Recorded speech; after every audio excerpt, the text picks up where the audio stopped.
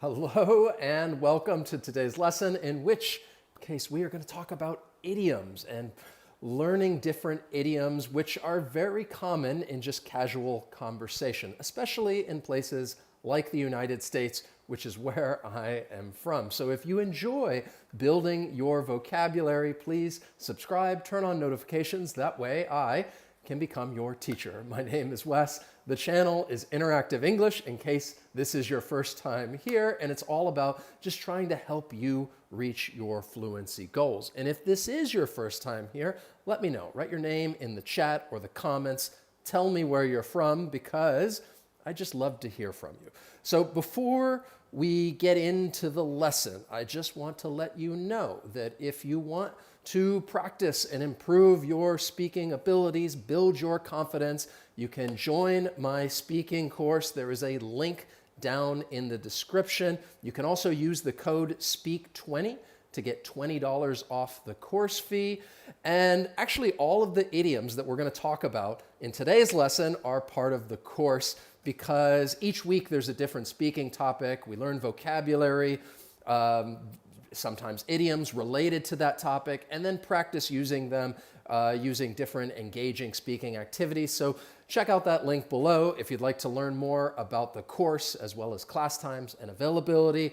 Just wanted to let you know right at the beginning. So let's get into it with our first question, because this is going to be a quiz lesson, and I want you to participate in the lesson. This is Interactive English, so I want you to write your answers in the comments, in the chat, and just practice and see how much you know when it comes to these different idioms. So the first part of this is I'm giving you part of the idiom as well as the meaning. So there are the blank spaces, those are different words.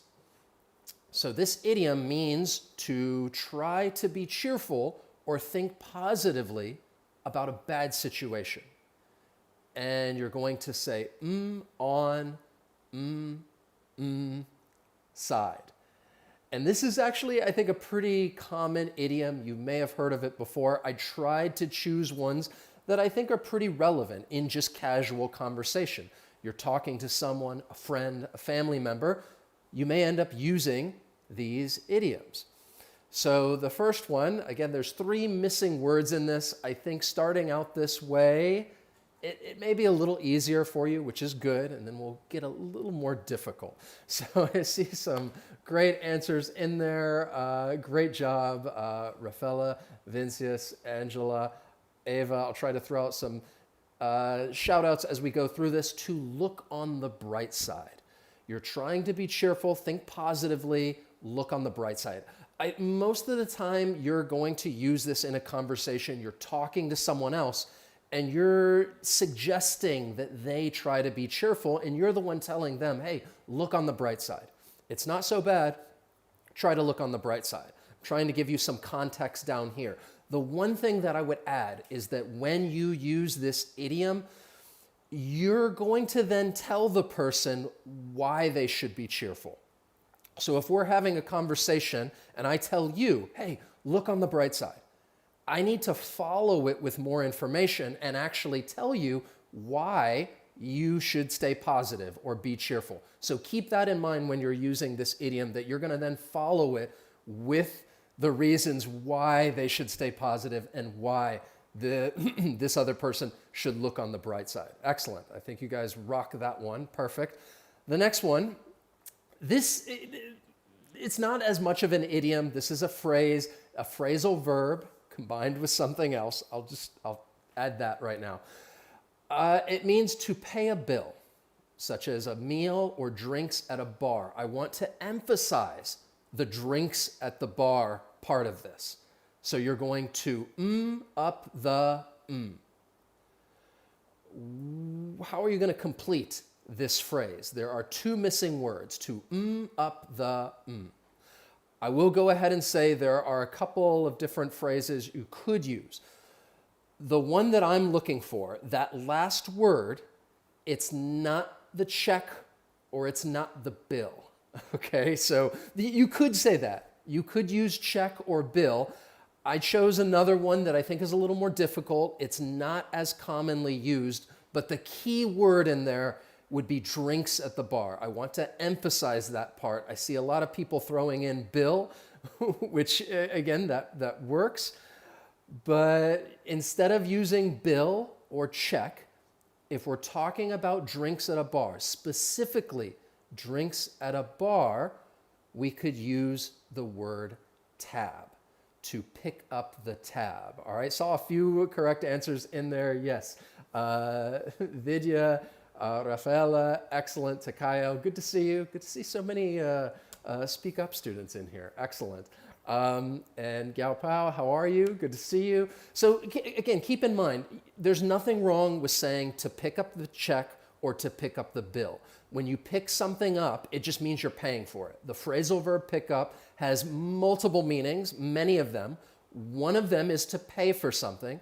So in this case, if you're talking about a meal at a restaurant, I think in that case, it's more common to say you're going to pick up the bill or pick up the check. If we're talking about drinks at a bar, you may use tab instead, to pick up the tab. So I wanted to give you this one because it may be new. It's great to learn new phrases that have the same meaning. Pick up the tab, pick up the check, pick up the bill. Those are all perfect. Those are great ones to use. And I think, again, everybody, I saw a lot of bills and some checks in there, but this is, hopefully, this is new. Then we have this next idiom right here, and I want you to keep in mind the picture. So, the home, It's referring to the last part of something that is being done. And I appreciate those thumbs up and hearts as I see you flying up here. I like it. Nice. So that's the meaning, the last part of something that is being done. But this idiom actually comes from horse racing, which is hence the picture that I'm using. So think about a horse race. When the horses are entering that last part of the race, the announcer may use this idiom and say, we're the home. How would you complete this idiom? Any guesses? If you know, again, I want you to participate in the lesson. Write your answers in the chat, in the comments. I haven't seen any. We're not talking about a home run. Again, this is not that's more baseball. It comes from horse racing. I was about to say it. I'm kind of giving it away, but let me go ahead and tell you. We're talking about the last part of something being done. You're in the home stretch. So as the horses would come around, the announcer might say, oh, we're in the home stretch. We're at the end of the race. But you could use this in a variety of contexts. If you're talking about a work project, this example sentence down here, the project is almost done. We're in the home stretch. So really the last part of anything that you're doing, if you want to say that, okay, we're almost finished, it's near the end, you could say that you're in the home stretch. And you're really going to use this as a fixed phrase. You're going to use that preposition in the home stretch. We're now in the home stretch. So once again, if this idiom is new, that's great. I always hope that you can learn something new from these lessons. And if you did learn something new, please hit that like button. I'd appreciate it. Then I have one more like this, and then we're going to switch it up a little and do things differently. So this idiom is used with the verb to be. So I'm going ahead and putting that out there. To be for something. You're unable to think of anything to say. You're just speechless. And typically you would use this when you are shocked, you're surprised, and you don't know what to say, and you would tell someone, I am, you're using that verb to be, I am for. Okay, 3 missing words in here. I think this one is pretty commonly used, especially if you want to emphasize that you have nothing to say and you're just shocked or surprised. Sorry, had a call coming in. I don't know if that appeared up here, but you would say, I saw a correct answer, yes, Rafaela, Ava, Dimitri, Romelia, I think first to answer. Whoops, not that one. You're at a loss for words. To be at a loss for words, you're unable to think of anything to say. You're speechless. So right down here, I told you, oh, I can't believe it. You're so surprised. You're shocked. I am at a loss for words. You're using it with the verb to be. The next one, the way that I want to do this one, I am going to give you a picture, and I want you to see if you can guess what the idiom is, and use that picture to guess the idiom. So I really tried to track down some images that perfectly fit this idiom so that you could look at it, think about what's happening, and then tell me what the idiom is. So this one, I would say, is very specific. So probably is not commonly used as some of the others, like saying you're at a loss for words. But in case you want a little bit of a hint, I'll give it to you right now. Okay, whoops, no, no, sorry. I gave you the answer, and then I wanted you to see if you could tell me what it means, all right? So, yeah, I see some answer. I don't know why it wasn't picking up. Great job, yes. Rafaela, Julia, somebody Takayo, you're in the doghouse. So that is the idiom. Now, if you're in the doghouse, it's not a good situation. Think about, what do you think it means? It has a negative connotation. So what this means is a bad situation because somebody is angry at you. Think about this example down here. It hasn't happened, but if I said, I forgot my wife's birthday. So if she is angry at me, then I am in the doghouse. And generally speaking, you would use this idiom when talking about your partner, your significant other. If they are upset at you, then right now I'm in the doghouse. My wife, my husband, they're upset, they're angry with me for some reason, I'm in the doghouse. You could use it when talking about other family members or even friends as well, but I think most of the time it's used when talking about a significant other. And when they're angry, then you could say, well, I'm in the doghouse, I'm in trouble. And then you have to do something in order to get out of the doghouse. The next one, what do you think? This actually, I think, is a pretty good picture that, again, you just guess the idiom. See if you can guess it, and then we'll talk about the meaning. I'll give you an example sentence. And I think this is a good one. This is commonly used. So think about that picture, those two people. What is happening? What are they trying to do? They have, looks like this rope, and they have, I don't want to give too much of it away. They have, each person has an end of the rope. What are they doing with those ends? Great job, nice. Vidya, Tanya, we're talking about the idiom to make ends meet. And what this refers to is you have just enough money to live on and survive. So you're earning enough money to pay your bills, to buy food, but still it's a little difficult. And you could say that you're making ends meet, or this example, my family is struggling to make ends meet. I have gone ahead and highlighted the word struggling because I think this is a common collocation, that you're struggling to make ends meet, or you could use it with an adverb, barely making ends meet. Oh, we're just barely making ends meet, or we're struggling to make ends meet. This is a good, again, good idiom that you can use, casual conversation, talking about basically the financial situation of another person or group of people, to make ends meet. The next one, this one, it's a little more difficult. So you have this person talking, and this other person is listening intently.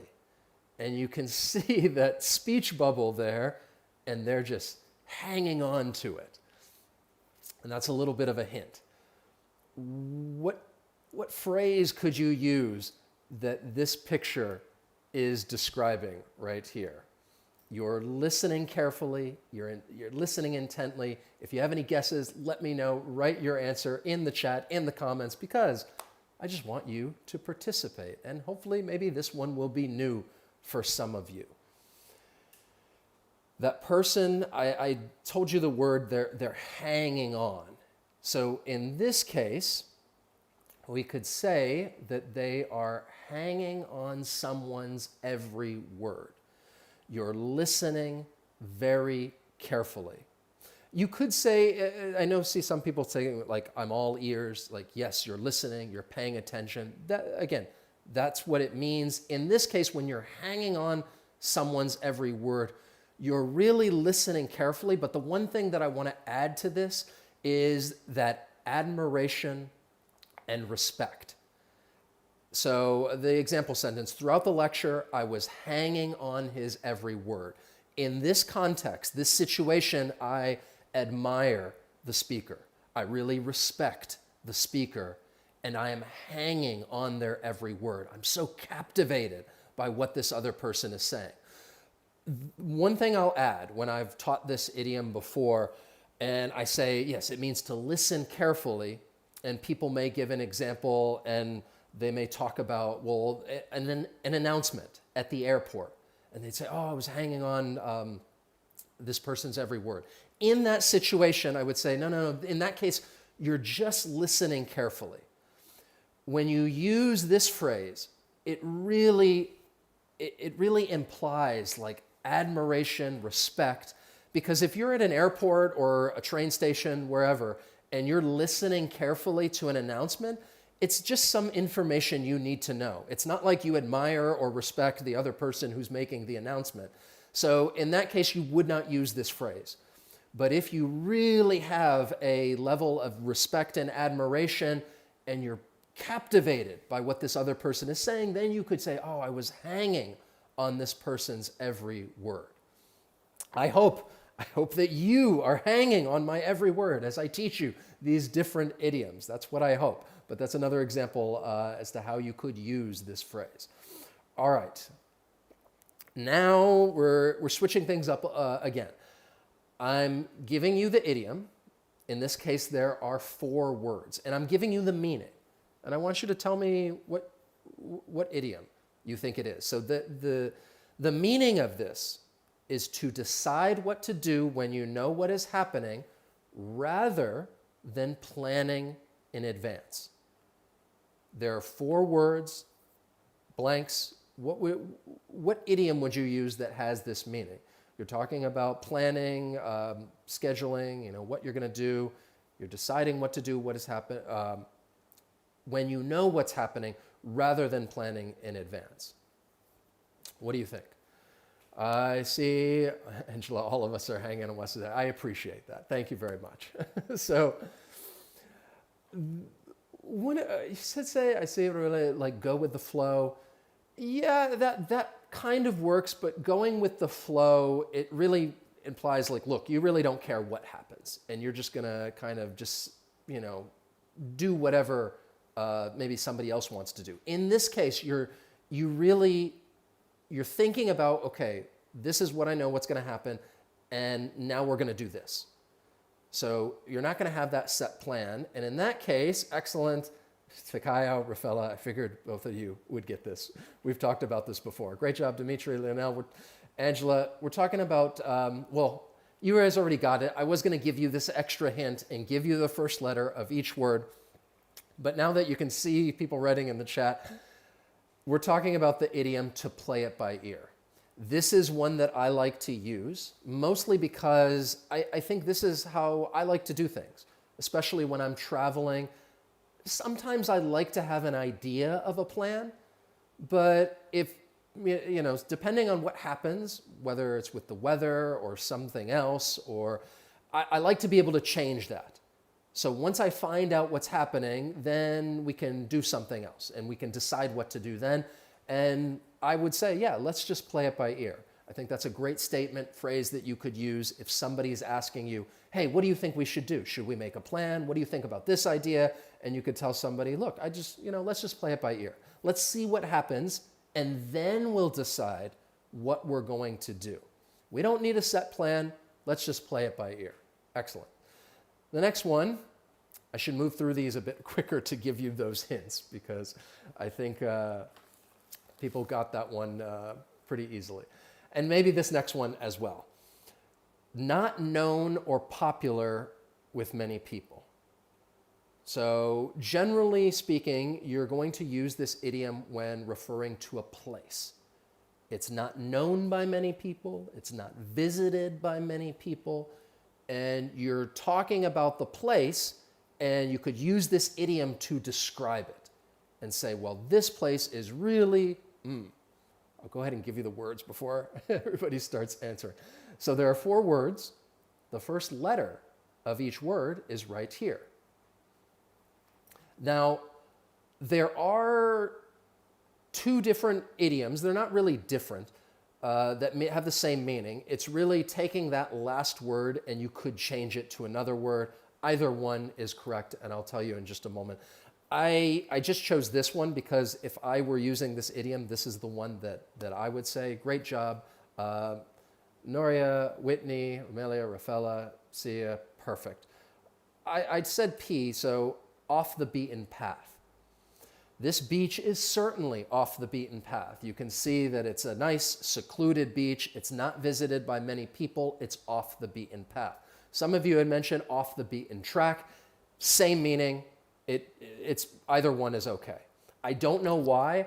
I think I just tend to use path if I'm referring to a place and saying, wow, can you recommend some place that's off the beaten path and there are not a lot of tourists? Like, where could I go? But you could also say off the beaten track. Both of them are okay. But I think this is a great idiom to use in the context of traveling. Because when I talk to people, maybe they're from another country, and I would say, look, if I come visit your country or city, where would you suggest that I go? And I would like to go somewhere that's a little off the beaten path, that it's not known by many people. But generally speaking, this idiom does have a positive connotation. You're referring to a place that is nice, that others would want to visit, but people just don't know about. It's like it's a secret. All right, and this next one. This one may be a little more difficult. I feel like when I say that, that's when everybody knows the answer. So there are 3 words. I've given you the words, the letters that each word has, as well as the meaning, to try extremely hard to help or please someone. What idiom could you use that has this meaning? To try extremely hard to help or please someone. This is what you are doing. And I think, again, this is a useful one. You would use this conversation back and forth with someone else, especially when you're trying to emphasize that you're trying hard to help this other person. I'll give you the first letter of each word, even though I saw the correct answer in there already, but I will let you know in just a moment. So you're helping someone else, and generally you would use this when you're letting them know that you're helping them. Great job, Romelia, Portos, nice. Nora, we're talking about to bend over backwards. You're bending over backwards to help someone. I've been bending over backwards to help you. The one thing I'd add to this is that often you're going to follow this with that preposition to, and then whatever that something is. I've been bending over backwards to help you do something. I've been bending over backwards to teach you something. I've been bending over backwards to, and then you may follow it with that extra information.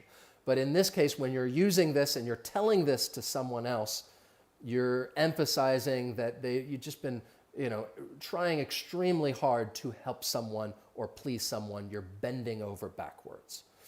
So I tried to keep the number of idioms in this lesson to a reasonable amount. So there were 10 of them, and you can look at them right here. Here is a little bit of review. Hopefully you knew some of these already. I also hope that some of them may be new, or that you at least learned one new thing. And if you did, you can let me know by hitting that like button. It also tells me that I should do some more of these lessons in the future.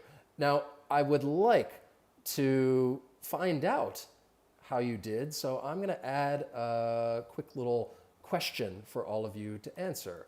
How did you do on the idiom quiz? And I'll give you a few different choices. I rocked it. Let's see, 100. I did okay. And let's add another option. I really need to practice more. All right, so there's that poll that I put there. Again, I'm kind of curious to gauge how difficult or easy this quiz was for you. So let me know right there, how did you do on the quiz? Just to remind you one last time, if you would like to practice and improve your speaking skills, check out that link down in the description below. You can use that code SPEAK20 to get $20 off. But this course, it's for intermediate to advanced speakers, but it's all about helping you practice and improve your skills, build your confidence, and build your vocabulary along the way. Like I said, these idioms are actually idioms that are taken from this course, and there's a lot others as well. So I also want to say a thank you to the members that I've seen in here, other students from Speak Up, Rafaela, Takayo, good to see you, other people that I always see in these chats, Manuel, Julia, Gaopal, nice to see you all, Ava, Miss. Thank you guys for participating in the lesson. That's what these live lessons are all about, giving you an opportunity to practice with me. And let's just get a quick look at the results. So it seems like it's a little bit mixed. About a quarter of you said you rocked it, and then a third said they did okay, and then 43% right now, I really need to practice more. So again, that's great. If you learn some new idioms, again, these are pretty common in just casual conversation, especially in the United States. I'm adding that because I'm from the US, and when I started teaching English, I realized then just how often I use so many different idioms just in back and forth conversation. So these are not ones that you need to try to force into the conversation, but if you're in a certain situation, they really work well and sound natural when you can, tell somebody, hey, I want you to look on the bright side, and then tell them why they should stay positive. Or right now, I should have used it before in saying we're in the home stretch. Right now, we're definitely at the end. Or talking about travel, what do you want to do? Let's just play it by ear. These are great idioms to know. So thank you again for joining me today. I hope you have a wonderful rest of the day. And of course, I will see you soon in another lesson.